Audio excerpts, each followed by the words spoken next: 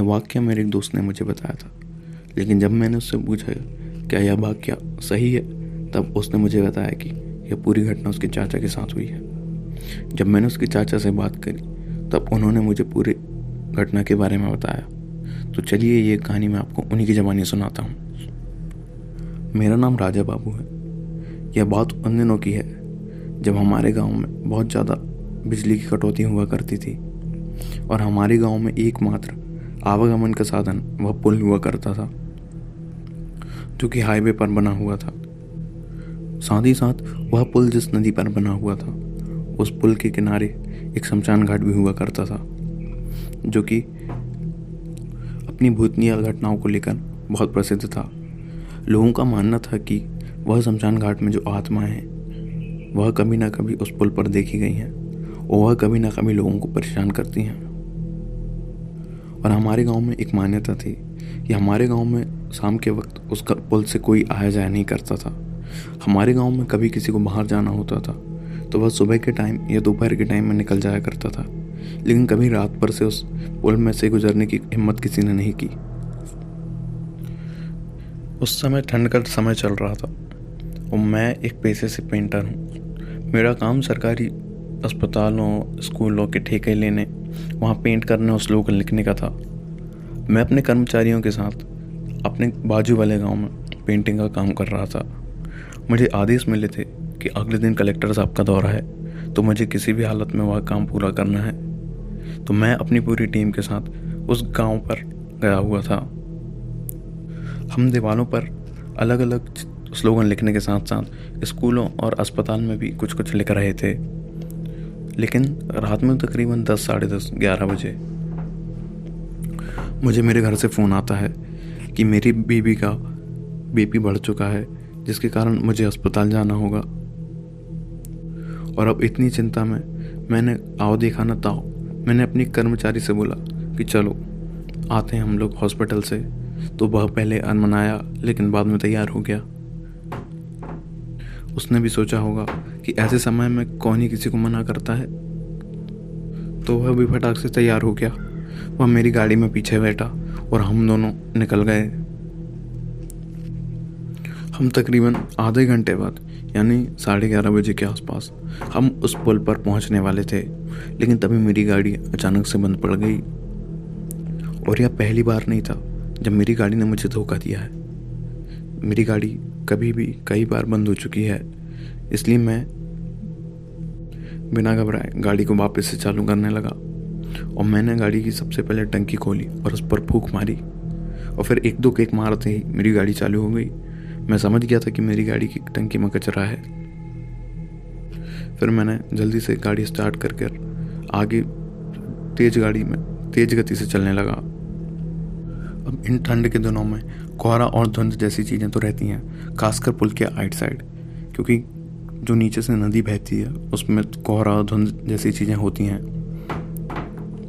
तो जब मैं उस पुल के पास पहुंचने वाला था तो मुझे बहुत सारा कोहरा और धुंध दिखी। तो मैं धीरे धीरे अपनी गाड़ी की स्पीड मंदी करने लगा क्योंकि मुझे आगे का कुछ दिख नहीं रहा था। फिर मैं जब पुल के पास पहुंचा तो मैंने देखा कि एक धुआं या सफ़ेद कपड़ा जो कि बहुत ही बड़ा था, उसका एक पैर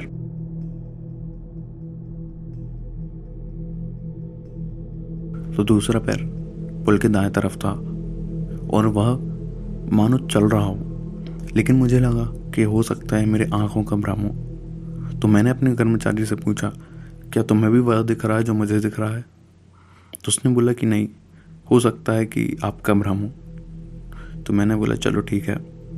पुल तकरीबन आधा किलोमीटर लंबा था, लेकिन जैसे ही जैसे मैं पुल के पास बढ़ते जा रहा था तो मैंने देखा कि मेरा भ्रम दूर होते जा रहा है।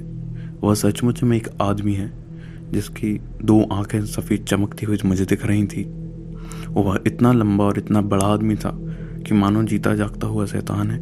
अब मेरे कर्मचारी को भी वह दिखने लगा था और उसने भी कहा कि यह है कौन, और वह कँपाने लगा और भगवान का नाम लेने लगा। लेकिन मैंने देखा कि वह अपने दोनों पैरों से पुल के दोनों तरफ चलते जा रहा है।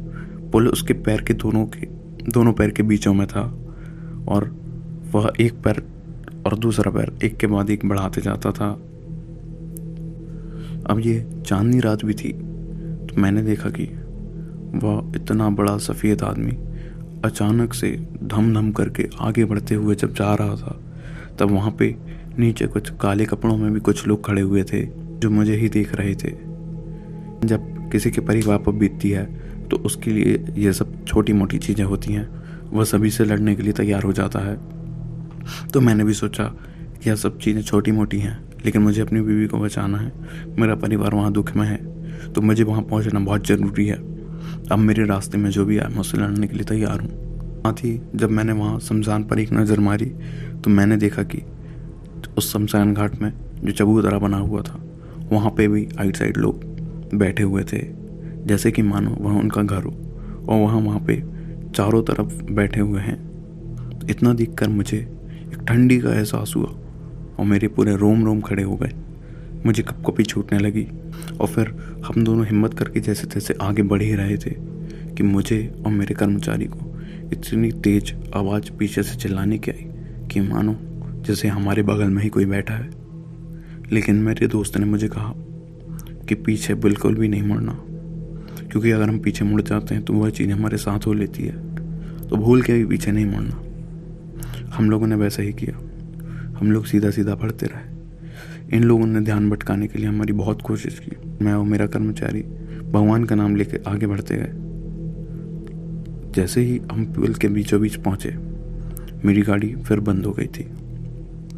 अब मुझे इतना तो साफ हो गया था इन सब चीज़ों को देखकर कि ये जो मेरी गाड़ी बंद हुई है, ये टेक्निकल फॉल्ट के कारण नहीं हुई है, ये ऊपरी बाधाओं के कारण बंद हुई है।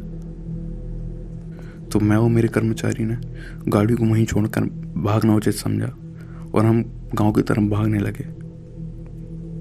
साथ ही साथ मेरा कर्मचारी भगवान का नाम जोर जोर से चिल्लाने लगा और मैं भी भगवान का नाम जोर जोर से चिल्लाने लगा। साथ ही साथ मेरी घबराहट और मेरे कर्मचारी की घबराहट इतनी थी कि हम लगातार बिना रुके भागते जा रहे थे और हमें अजीब अजीब सी आवाज़ें आ रही थी, जैसे रुको, कहाँ जा रहे हो, ऐसा बोल रहा था कोई। लेकिन हम दोनों जैसे तैसे करके गांव पहुंचने ही वाले थे कि तभी मेरा कर्मचारी वहाँ पे गिर गया और उससे देख मैं और घबरा गया और मैं फटाक से दौड़ते दौड़ते गया। मुझे लगा कि गांव पहुंचना ज़्यादा सही है, वहाँ से कुछ लोगों कराऊंगा और इसे लेकर चला जाऊंगा। लेकिन मुझे क्या पता था कि मैं आगे जाकर मैं भी ढेर हो गया। इतनी घबराहट थी कि हो सकता है ब्लड प्रेशर बढ़ने के कारण मुझे भी चक्कर आ गए और मैं वहीं पर गिर पड़ा। थोड़ी देर बाद मेरी आंखें खुली तो मैंने देखा कि मैं भी एक हॉस्पिटल में हूँ, साथ ही साथ मेरा कर्मचारी भी हॉस्पिटल में है। तब मुझे मेरे घर वालों ने बताया कि तुम यहाँ से तकरीबन आधा किलोमीटर दूर पुल के इस तरफ पड़े हुए थे। जब हुए वहाँ पहुँचे तब हमने देखा कि तुम और तुम्हारा कर्मचारी 200 मीटर की दूरी पर बेहोश पड़े हुए हो। तब हमने समझ गए थे कि तुम्हारे साथ कुछ ना कुछ गलत हुआ है।